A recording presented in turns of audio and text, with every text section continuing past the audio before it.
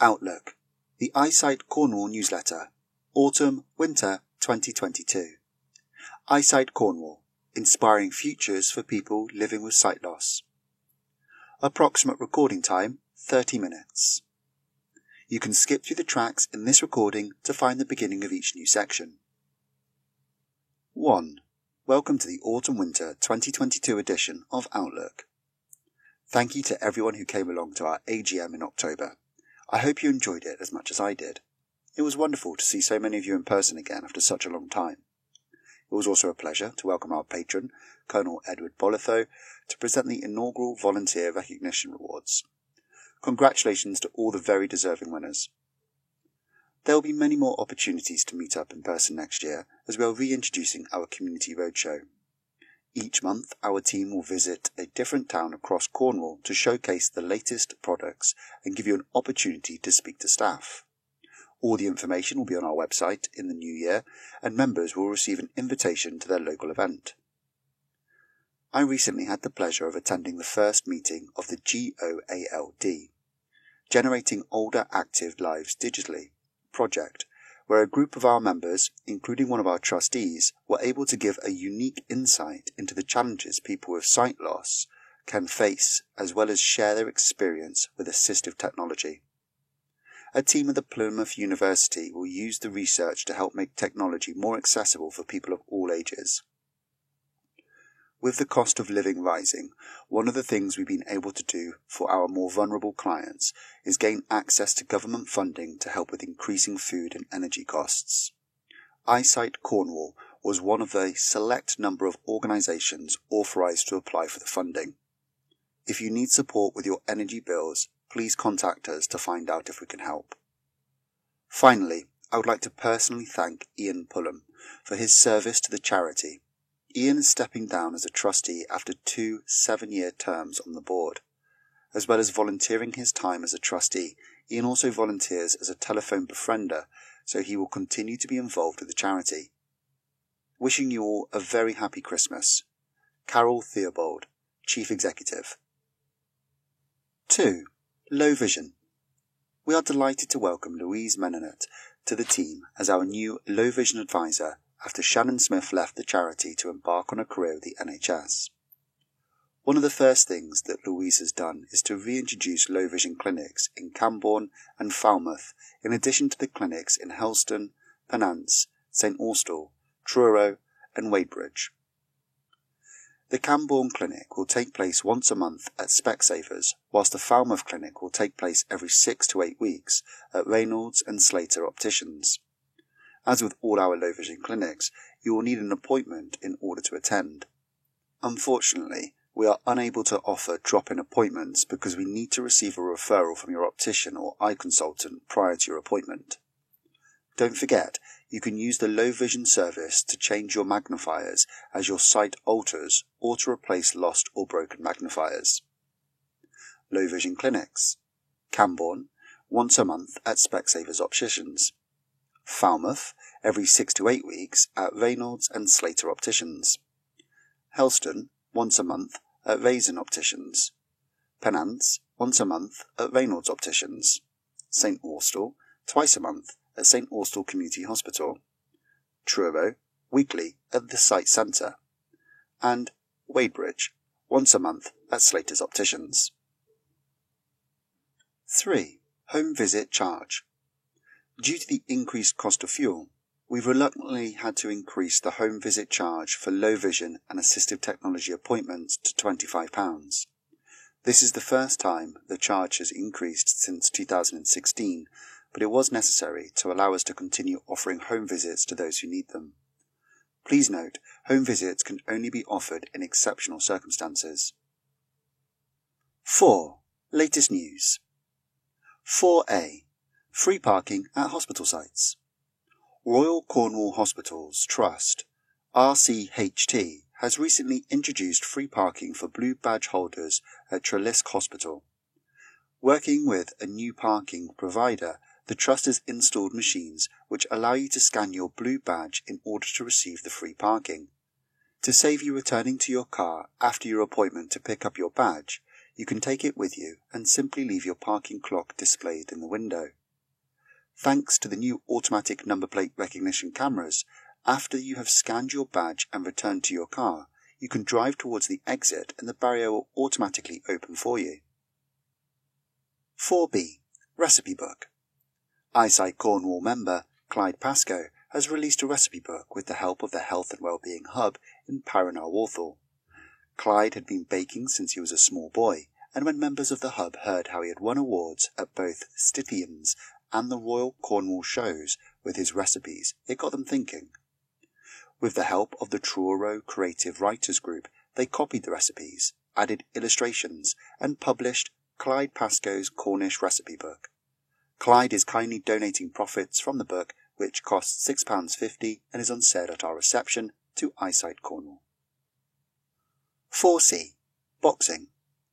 The Camborne and Redruth Boxing Club have offered us an exciting new opportunity for members. They are starting a new fitness class for people with sight loss, which will take place with their fully qualified coaches on Wednesday evenings starting in the new year. It will cost £5 per session and will involve non-contact fitness activities using bags and pads. The classes are open to all ages and fitness levels and will take place in the boxing club on Dolcoath Road in Camborne.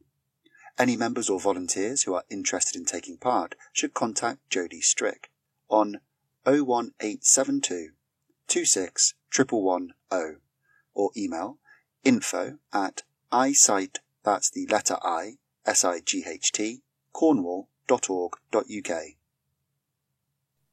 4D. Johnny on the Job. Bugs Shooting Club welcomed a special guest in September when Johnny Coling from Pirate FM popped in to have a go at shooting whilst blindfolded. He was there to make a film promoting Eyesight Cornwall's clubs, and he clearly enjoyed himself, as you can see in the video on our website. You can also listen to an audio clip taken from Johnny's Drive Time radio show recorded later the same day, where he tells a fellow presenter, Holly Day, how he got on. And I've had an interesting morning, Ollie. I've been over Snozzle, or St Austell, for people that speak proper, with Eyesight Cornwall, involved with a group of visually impaired people that go up and do target shooting in the shooting range.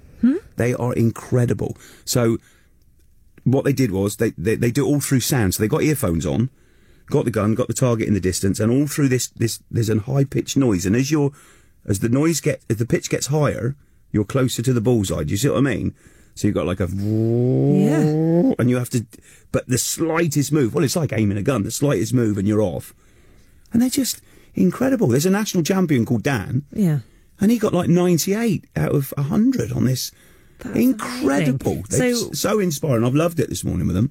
I mean, you can't normally hit a target with your eyes open, so... All right. What happened? They blindfolded you, did they? Yeah, so I had a blindfold on, and then I had the earphones, and honestly, it knocks you... It takes you a while to get with it. But, it was an incredible morning I've had. It's amazing, these ways that people think of adapting. Like, I wouldn't have realised that you could do blind shooting. I think it should be in the Olympics, the Paralympics, this version of it, what they did there today, all through sound, and they're so good at it. And they meet every Wednesday, have a raffle, their pasties arriving when I left. Funny that, when as soon as I left, the dinner arrived. But just great, so thank you. Eyesight Cornwall, if anybody can help with the volunteering, they're looking for guys all the time. It's a brilliant charity. And incredible. Yeah. They do dancing and bowling and guitars and, great fun. That's incredible. Yeah. Wow, what an unusual morning. But I did hear you were pretty good at it, which I'm surprised at, because when we did archery that time, you couldn't get it on the board. I'm better with my eyes shut, but I'll tell you this. There was a polo mint in the middle of the target, right, which goes down, and you had to put a pellet through the middle of the polo mint and not crack it. So it's taken them 19 years. Dan did it after 19 years. I was about a mil out. I nearly did it today. But I didn't do it. But I nearly did it. That was talk of the session. That could be the name of your autobiography. What? Well, nearly not quite. Anyway, lovely little story. Thank you, Johnny. You're welcome. 4E. London Marathon. Eyesight Cornwall's London Marathon runner, Hobby Allen, successfully completed the epic race last month and has now smashed his fundraising target of £2,000. Hobby was one of 42,000 people running in the TCS London Marathon this year, and, joined by guide runner Kev, he pushed himself to the limit to complete the challenge. Hobby trained for many months to prepare for the event and also hosted his own concert, Hobby Aid, to help fundraise, which raised an incredible £1,318 towards his target.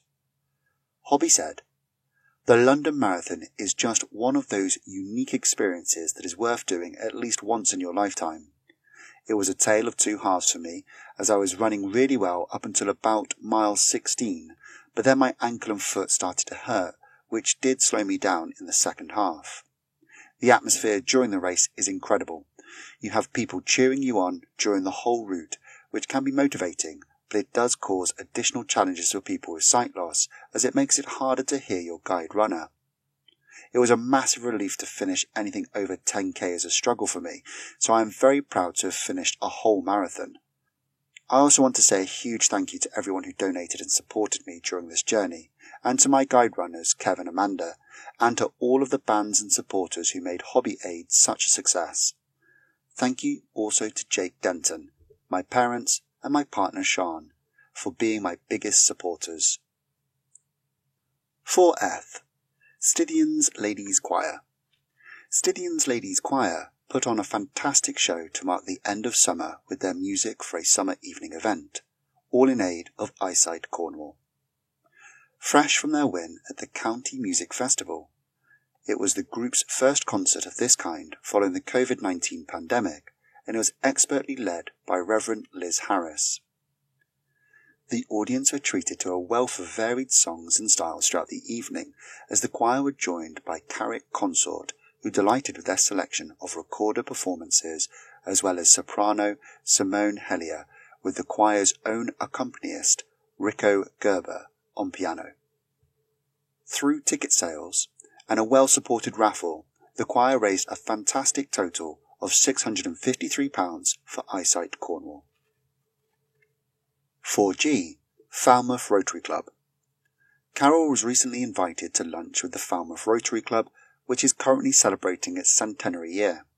After a brief talk about the work that the charity does, Carol was kindly presented with a donation of £100 from the Rotary Club president, Michael Davis. 4H. Thanks to our supporters. BCH 1971 Charitable Trust. Carlion Bay Golf Club. Carnon Downs Gardeners Association. Chuckles Nursery. Cornwall Council. Cudra WI. Disability Alliance. Falmouth Rotary Club. Marazion Wives. Morrison's Foundation. St Tuddy WI. And Stithians Ladies Choir. 5. Pottery Courses. 5A. Leach Pottery. The world-renowned Leach Pottery in St Ives has offered us a series of workshops in the new year for up to 12 people to take part in. Over the course of 6 weeks, participants revitalised the tradition of handmade pottery as they explore the museum during an audio-described tour and pottery handling session.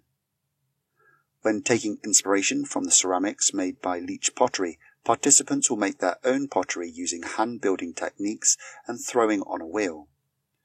They will then decorate the pieces using different textural techniques before the ceramics are fired and returned to the participants. The Leach Pottery are kindly funding the workshops, so there will be no cost to the participants for taking part. However, transport is not included, so you will need to be able to make your own way there. Alternatively, Eyesight Cornwall can arrange for volunteer-led transport, which participants will be asked to make a contribution towards. There is also an opportunity for volunteers to take part in the workshops and help out, so please get in touch if you would be interested in volunteering.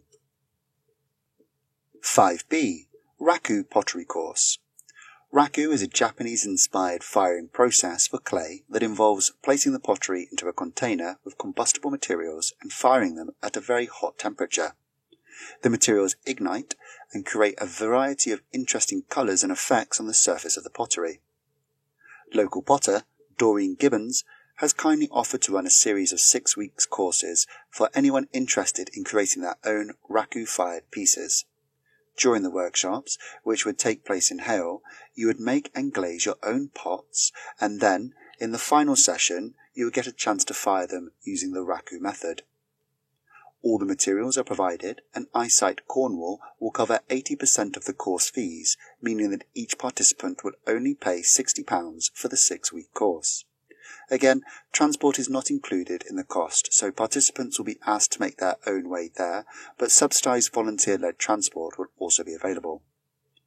To express an interest in either or both of these courses, please call Jodie Strick on 01872 26 11110 or email info@eyesight, that's the letter I, SIGHT, cornwall.org.uk.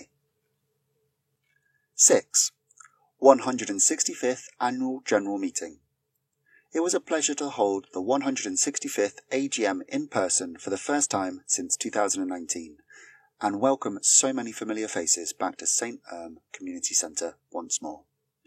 Over 70 people attended the meeting, with members and volunteers travelling from as far as Penzance, the Lizard, Saltash, Launceston and Bude to join us. Many of the charity's affiliated clubs were well represented too. Carol Theobald gave a summary of the charity's achievements over the last 12 months, after which members were invited to vote on this year's resolutions, and all the motions were passed. After the voting, there was a surprise in store for some of our volunteers. The Lord Lieutenant of Cornwall, Colonel Edward Bolitho, OBE, made his way to the stage to present the inaugural Eyesight Cornwall Volunteer Recognition Awards. There were 3 categories of awards. The Outstanding Contribution Award, presented to volunteers who have spent over a decade dedicating their time to help improve the lives of people living with sight loss.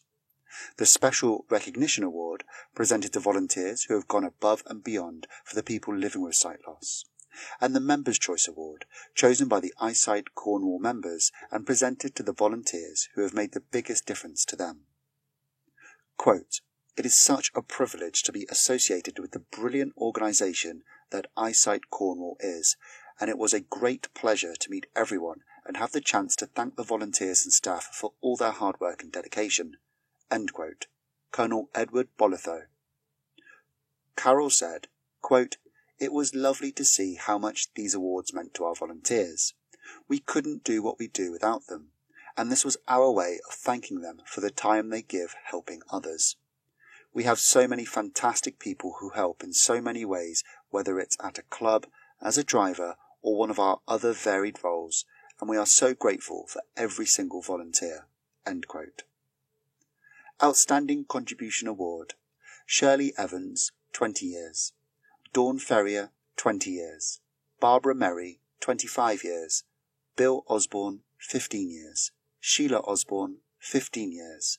And Jenny Salmon, 20 years. Special Recognition Award.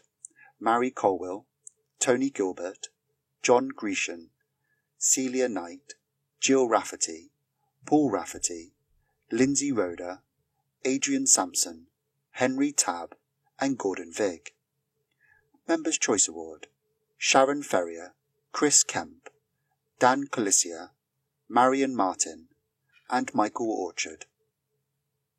After lunch, Ol Anguella, a Newquay-based singing group, took to the stage. They kindly gave up their time for free to support Eyesight Cornwall and put on a brilliant show of a cappella singing, with audience participation being very much encouraged. The afternoon's entertainment continued with an exciting round of bingo led by Patrick from Bug Shooting and Launceston Lunch Club. The day was brought to a close with a lively dancing session led by the members of Townsend Dance Club. Carol said, quote, "It was a fantastic day, and I hope everyone enjoyed it as much as we did. I want to say a huge thank you to everyone who helped make the day so successful, including our lovely hospitality volunteers who kept the teas and coffees flowing, our club and driver volunteers who helped get everyone to the event, the members of Ol Anguella, and our patron, Colonel Bolitho, OBE." End quote. Quote, "Thank you all for enabling us to attend your AGM. We all had a great day. It was so nice to have Edward Bolitho there to present the certificates. A big thank you to all for everything you do to help us. Hope to see you all again next year." End quote. Beryl. 7. Clubs and Activities. 7A. Bliss Singers. Bliss Singers are looking for new members to join them in the new year. They meet fortnightly in Mount Hawk Church Hall on a Tuesday evening, and transport can be arranged to get you there and back. You don't need to be an experienced singer to take part. The club is open to anyone who wants to join.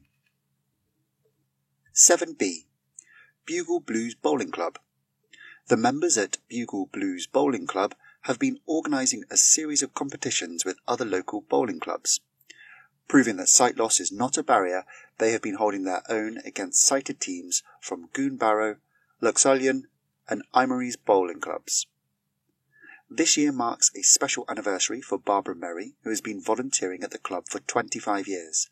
She joined the Bugle Blues in 1997, just a year after it was formed, and has been volunteering weekly ever since. This makes Barbara one of Eyesight Cornwall's longest-serving volunteers. 7C. Bug Shooting Club. The members of Bug Shooting Club have also been taking part in competitions, with shooters in both the regional and national leagues. Dan Lowe took top spot in the National League 1, with Joe Tredenick taking second place.